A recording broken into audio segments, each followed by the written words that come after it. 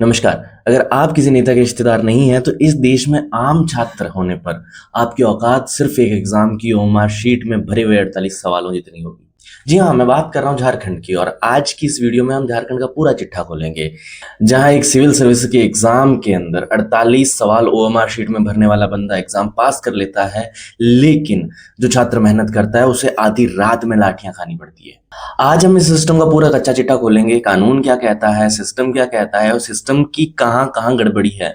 सबसे पहले समझते हैं कि ये बवाल कहां से शुरू हुआ। Jharkhand public service commission JPSC की 11वीं 13वीं और 14वीं परीक्षा के अंदर महा घोटाला होता है। एग्जाम का टेंडर एक प्राइवेट कंपनी टीडीपीएल को दिया गया था। नतीजा, ओएमआर शीट के अंदर कैंडिडेट सिर्फ 48 सवाल भरता है और उसका सिलेक्शन हो जाता है। जब मामले की बू बाहर आती है तो सीआईडी की रेड पड़ती है। होटल के कमरों से एग्जाम की लीक होने की और नौकरियां बेचे जाने के सबूत मिलते हैं। आधी रात को जेपीएससी के चेयरमैन अपना इस्तीफा देते हैं और इसके बाद आने वाले 9 एग्जाम्स पर ताला लग जाता है। यानी कि अगर तुमने ईमानदारी से पढ़ाई की है तो तुम्हारा करियर दांव पर। अब बात करते हैं उस चीज की जिसने पूरे देश को दहला के रख दिया है, वो है आधी रात का लाठीचार्ज।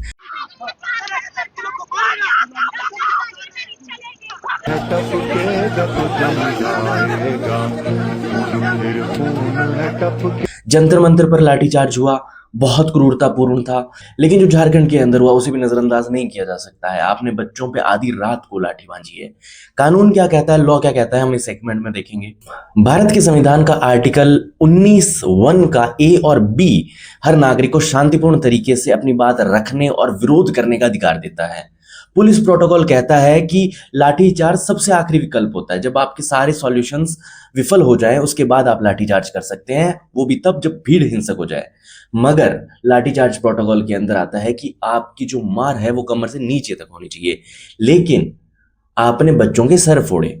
आपने झारखंड में आधी रात को सोते हुए बच्चों पर लाठीचार्ज किया है। बच्चों की पीठ पे लाठियां तोड़ी गई। ये किस तरीके का प्रोटोकॉल है? और सबसे पहले तो इन सवालों के जवाब कौन देगा? और यहां पर मैं दावे के साथ एक बात कहना चाहता हूं कि इस घटना के बाद जब बात अकाउंटेबिलिटी की आएगी तो सरकार, सिस्टम एक दूसरे पर, ये डिपार्टमेंट इस पर, ये डिपार्टमेंट इस पर, वो बातें फैलाता जाएगा।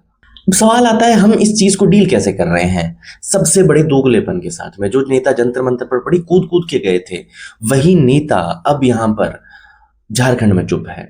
जो नेता झारखंड के अंदर अब लोकतंत्र बचाने का झंडा उठा रहे हैं, वो नेता जंतर मंतर पे चुप थे।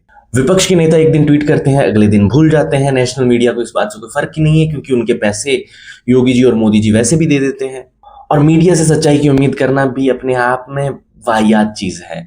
जिस देश का मीडिया 180 देशों की लिस्ट में 157वें नंबर पर रैंक कर रहा हो, वहां पर सत्य दिखाए जाने की उम्मीद नहीं की जा सकती। इस देश के अंदर चाहे छात्र हो, चाहे किसान हो, चाहे सैनिक हो, या फिर कोई आम नागरिक जो अपना काम कर रहा है, उसकी इंपॉर्टेंस की जब भी बात आती है तब उसे राजनीतिक तराजू पे तोला जाता है। आपके खून की कीमत तभी है जब उससे किसी को वोट मिले।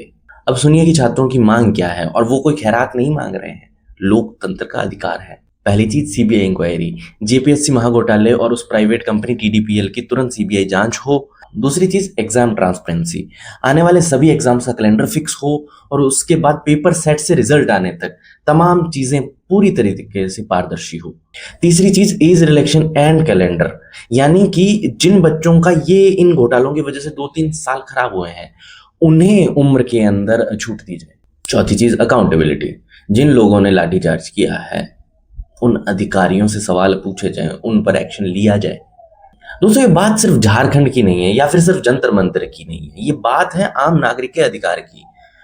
कल आपके यहां भी हो सकता है सरकार कोई ऐसी पॉलिसी लेके आए कि जिससे आप डिनाई करें, और उसके बाद जैसे ही सरकार से आप सवाल पूछने जाएंगे, चाहे आज आपने सरकार का खुल के समर्थन किया हो, लेकिन उस समय आप भी लपेटे में आएंगे।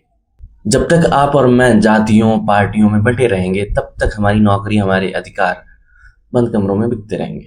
और आखिर में जाते जाते एक सवाल कि क्या इस देश का युवा, इस देश का किसान, इस देश का सैनिक, इस देश का आम नागरिक सिर्फ और सिर्फ लाठी खाने के लिए पैदा हुआ है? वोट देते टाइम आप उसको इंपॉर्टेंस दिखाते हैं, उसके बाद सिर्फ लाठियां ही मिलती है।